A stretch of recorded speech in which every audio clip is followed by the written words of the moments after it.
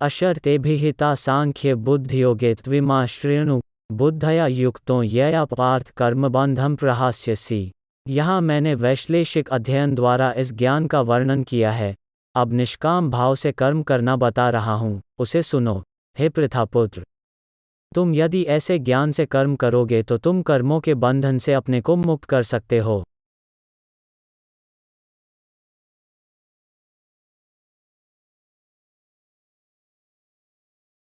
जय श्री कृष्ण।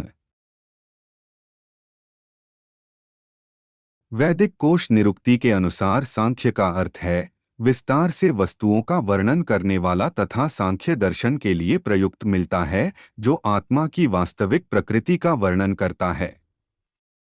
और योग का अर्थ है इंद्रियों का निग्रह।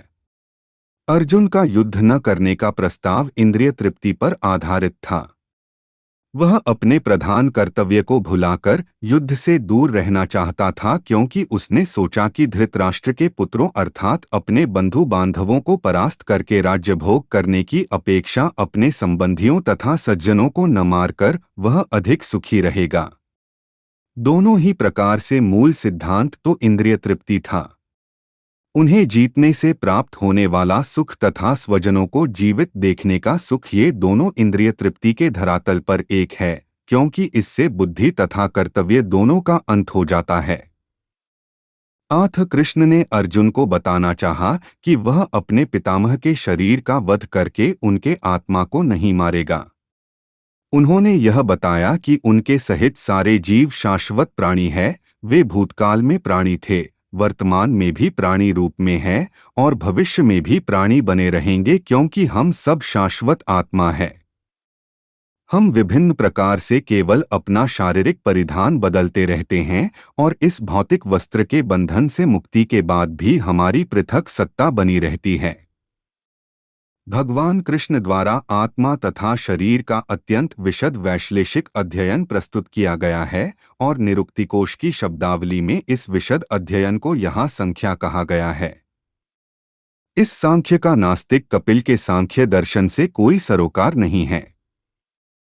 इस नास्तिक कपिल के सांख्य दर्शन से बहुत पहले भगवान कृष्ण के अवतार भगवान कपिल ने अपनी माता देवीहूति के समक्ष श्रीमद्भागवत में वास्तविक सांख्य दर्शन पर प्रवचन किया था। उन्होंने स्पष्ट बताया है कि पुरुष या परमेश्वर क्रियाशील है और वे प्रकृति दृष्टिपात करके सृष्टि की उत्पत्ति करते हैं। इसको वेदों में तथा गीता ने स्वीकार किया है। वेदों में वर्णन मिलता है कि भगवान ने प्रकृति पर दृष्टिपात किया और उसमें आणविक जीवात्माएं प्रविष्ट कर दिए सारे भौतिक जगत में इंद्रिय तृप्ति के लिए कर्म करते रहते हैं और माया के वशीभूत होकर अपने को भोक्ता मानते रहते हैं। इस मानसिकता की चरम सीमा भगवान के साथ सायुज्य प्राप्त करना है। यह माया अथवा इंद्रिय तृप्तिजन्य मोह का अंतिम पाश है और अनेकानेक जन्मों तक इस तरह इंद्रिय तृप्ति करते हुए कोई महात्मा भगवान कृष्णा यानी वासुदेव की शरण में जाता है, जिससे परम सत्य की खोज पूरी होती है। अर्जुन ने कृष्ण की शरण ग्रहण करके पहले ही उन्हें गुरु रूप में स्वीकार कर लिया है। शिष्यस्तेढ़ शाधि मात्वा प्रपन्नम। फलस्वरूप कृष्ण अब उसे बुद्धियोग या कर्मयोग की कार्यविधि बताएंगे, जो कृष्ण के इंद्रिय तृप्ति के लिए किया गया भक्तियोग है। यह बुद्धियोग अध्याय 10 के 10वें श्लोक में वर्णित है, जिससे इसे उन भगवान के साथ प्रत्यक्ष संपर्क बताया गया है जो सबके हृदय में परमात्मा रूप में विद्यमान है, किंतु ऐसा संपर्क भक्ति के बिना संभव नहीं है। अथ जो भगवान की भक्ति या दिव्य प्रेमा भक्ति में या कृष्ण भावनामृत में स्थित होता है, वही भगवान की विशिष्ट कृपा से बुद्धि योग की यह अवस्था प्राप्त कर पाता है। अथ भगवान कहते हैं कि जो लोग दिव्य प्रेमवश भक्ति में निरंतर लगे रहते हैं, उन्हें ही वे भक्ति का विशुद्ध ज्ञान प्रदान करते हैं। इस प्रकार भक्त सरलता से उनके चिदानंदमय धाम में पहुंच सकते हैं।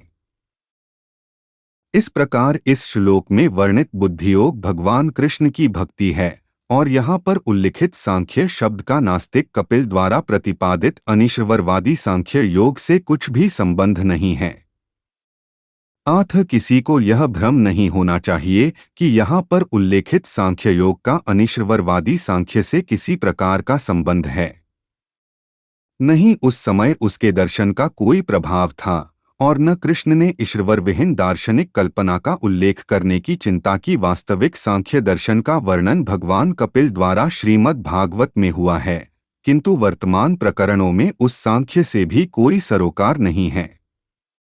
यहाँ सांख्य का अर्थ है शरीर तथा आत्मा का वैश्लेषिक अध्ययन। भगवान कृष्ण ने आत्मा का वैश्लेषिक वर्णन अर्जुन को बुद्धियोग या कर्मयोग तक लाने के लिए किया। अतः भगवान कृष्ण का सांख्य तथा भागवत में भगवान कपिल द्वारा वर्णित सांख्य एक ही है। ये दोनों भक्ति योग है।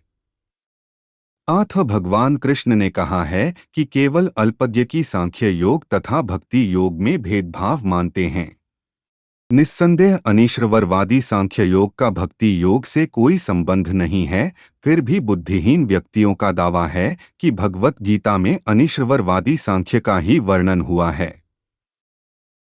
अतः मनुष्य को यह जान लेना चाहिए कि बुद्धि योग का अर्थ कृष्ण भावनामृत में पूर्ण आनंद तथा भक्ति के ज्ञान में कर्म करना है। जो व्यक्ति भगवान की तुष्टि के लिए कर्म करता है, चाहे वह कर्म कितना भी कठिन क्यों न हो, वह बुद्धियोग के सिद्धांत के अनुसार कार्य करता है और दिव्य आनंद का अनुभव करता है। ऐसी दिव्य व्यस्तता के कारण उसे भगवत कृपा से स्वतः संपूर्ण दिव्य ज्ञान प्राप्त हो जाता है और ज्ञान प्राप्त करने के लिए अतिरिक्त श्रम किए बिना ही उसकी पूर्ण मुक्ति हो जाती है। कृष्ण भावनामृत कर्म तथा फल प्राप्ति की इच्छा से किए गए कर्म में विशेषतया पारिवारिक या भौतिक सुख प्राप्त करने की इंद्रिय तृप्ति के लिए किए गए कर्म में प्रचुर अंतर होता है। अतः बुद्धियोग हमारे द्वारा संपन्न कार्य का दिव्य गुण है। और इसे के साथ आज हमने दूसरे अध्याय का 39वें श्लोक का तात्पर्य देखा। अब हम कल 40वें श्लोक का तात्पर्य देखेंगे। हरे कृष्ण कृष्ण कृष्ण हरे हरे, हरे राम राम राम हरे हरे।